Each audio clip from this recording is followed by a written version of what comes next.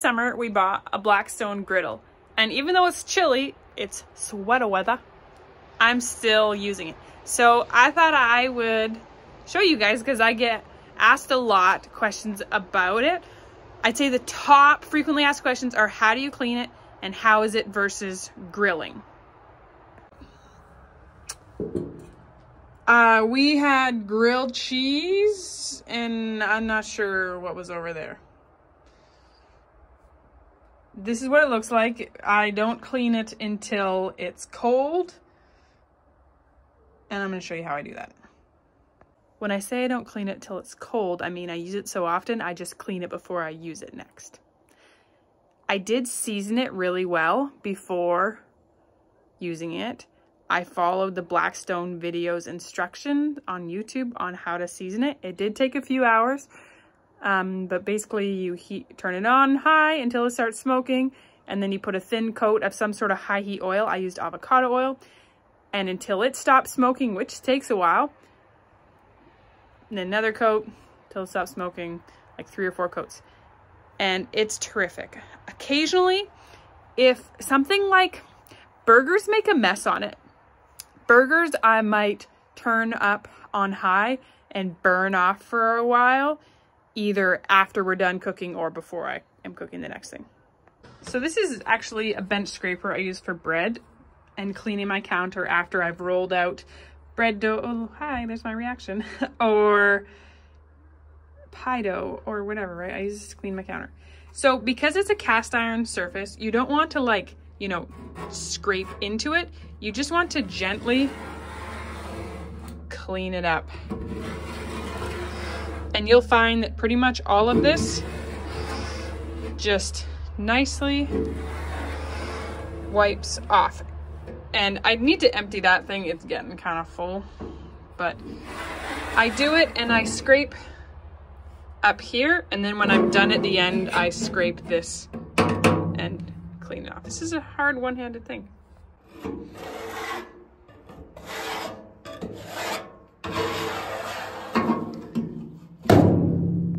Okay, I'm happy with that, and now I'm gonna turn it on high. You gotta do one element at a time. And I'm gonna cook sausages and pot stickers on here. So I'm gonna do sausages first, and when they're almost done, I'll throw the pot stickers on. The cats like to hang out on here after I've used it. So I started the sausages actually under this because they were frozen solid in a block. They just needed a few minutes, and then I busted them apart. And now we're gonna start this side. I actually only have one element going for those because, right, imagine that. They need to be flipped. How many pot stickers am I doing here? So we're on Operation Clean Out the Freezer, and imagine my surprise when I found this exciting thing. Oh, there's sauce. I was like, what got put in there? It's sauce. Whew. So I think I probably only need one element for those. The way it works to do something like pot stickers on here is this is a big roasting pan that's oven safe. Actually, this doesn't get too hot, but they need some more time. These sausages, they're done. So we're just gonna turn this off and it will keep warm, and it'll just keep them warm. And this needs a couple more minutes. Steamed for a few minutes, and now I'm going to just let them brown up. This would be like 2 rounds in a frying pan inside, as well as a 3rd frying pan. So I love how big this cooking surface is. Like, look how many more I could have done. I already snuck a sausage while they were cooking, but another great Blackstone meal. No, there is no vegetables tonight. You know what? It's just, we ate lots today. Tonight, we're enjoying this. The boys are out hunting, so we're having our own treat meal.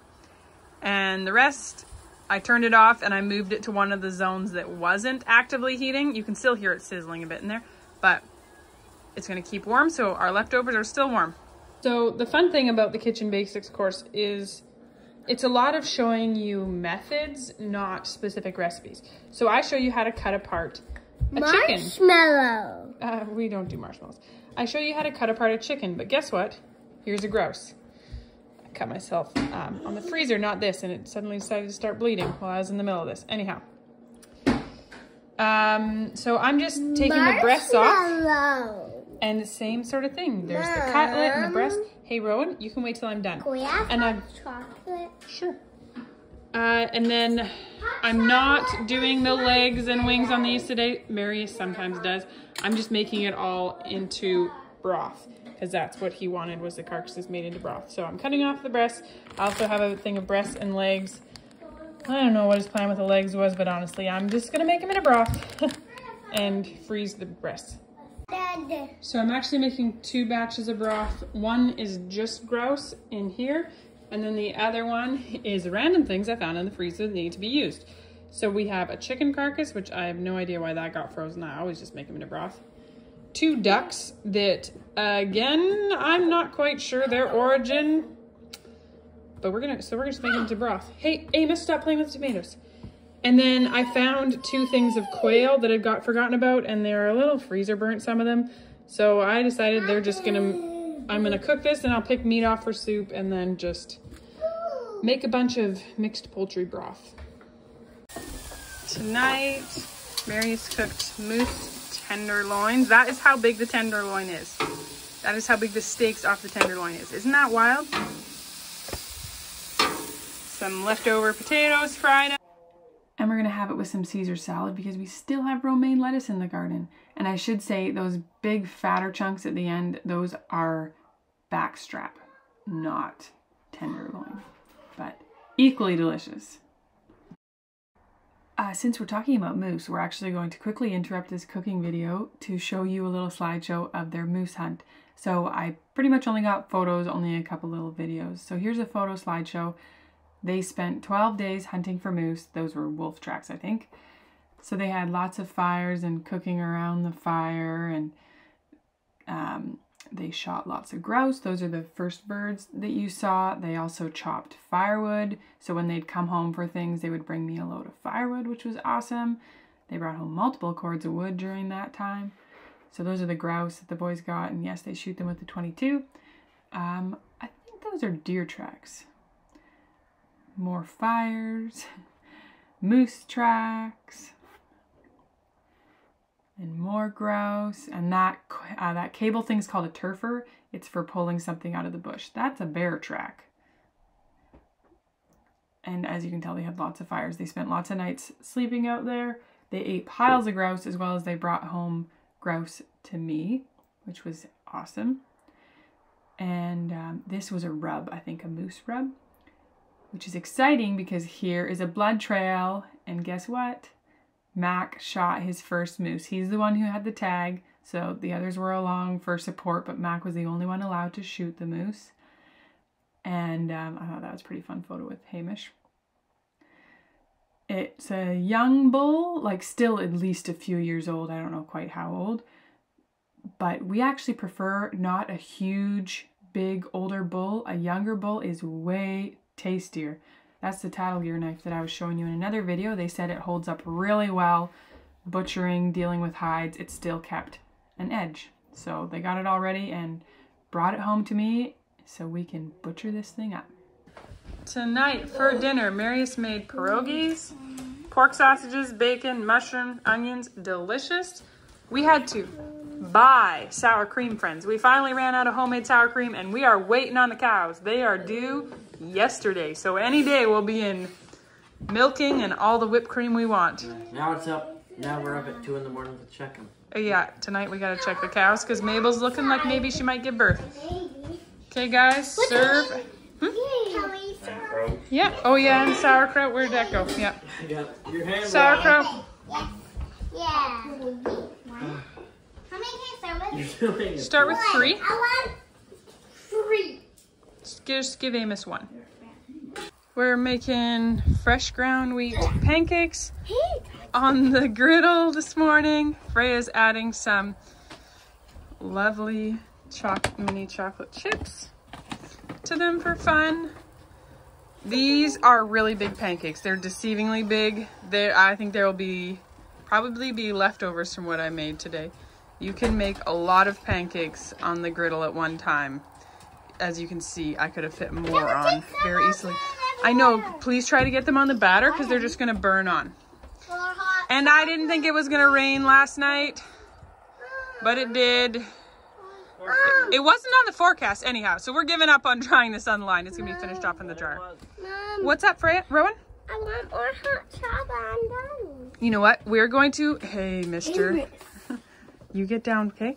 We're just going to wait for breakfast because we already have chocolate in breakfast. You're not having more hot chocolate right now. You can have some tea if you'd like. My batter was a little on the thick side, which is why the pancakes didn't end up round. But I'll include my fresh ground wheat pancake recipe in the video description here. I don't have it posted anywhere online. But we'll make this up to like a huge batch, like, yeah, lots of pancakes. Anyhow, the trick to a really good fresh ground wheat pancake, or really anything made with fresh ground wheat, is it needs to sit for at least 20 minutes. So I mixed up this pancake batter, let it sit like 15 minutes. Yes, he's taller than me. Let it sit 15 minutes and then started the griddle. And once the griddle was hot, I fried pancakes. The bran, the endosperm, the different parts of the wheat that are not refined like you're used to in an all-purpose flour, they need time to soak up the moisture and properly hydrate and get nice and fluffy. So example, if I'm making muffins, I will make the batter, I'll scoop them all into the muffin tins, but I won't even turn on the oven then until I'm like fully done scooping them all, because by the time I'm done scooping, the batter's already been mixed for probably 5 minutes. And then I turn on the oven and then I bake the muffins once it's up to temperature. So make sure you're letting your batter sit if you want good fresh ground wheat products. I made a bit of a mistake in cooking them. I had it cranked high because I was burning off some stuff, and then it was very hot and smoking hot, so I turned it on low. I should have done like medium, because they should be done within a minute after I flip them, and they're just not quite done yet. So I cranked the heat a bit more and they'll be done here in a minute. And the last most common question is, does it cook like a barbecue or grill? No, friends, it does not cook like a grill. It cooks like a giant frying pan. So if you really want grilled meat, oh, she was deciding she wanted something else. If you really want grilled meat with those lines, then you want to get a grill, right? But if you like the versatility of, look, I cooked potatoes, green beans, and chicken all in one go. And here now I'm cooking a pile of egg in a hole, as well as a little, I don't even know if you call that a scrambled egg, but that's the type of egg Mac eats. You can just cook so many things at one time. It doesn't heat up your house in summertime. When it's cooler out, honestly, I love that it gets me outside and I cook in the fresh air. This morning, it was just above freezing and I was out there cooking pancakes for breakfast because it's so easy and it's warm standing by it. It puts off heat. So it's not that cold to stand out there in winter. We'll see what it's like when it's -30. We'll see if I still feel that way. I'm not affiliated in any way with Blackstone. I just really love using mine, and I'm always getting lots of questions is why I did this. So if you like this video, make sure you subscribe and you give it a thumbs up so you don't miss any more videos. And as you can see, I'm dressed nice and cozy this morning, frying up some ham and potatoes. This is obviously clips from another day because I just told you I made pancakes for breakfast. Anyways, have a lovely day, friends.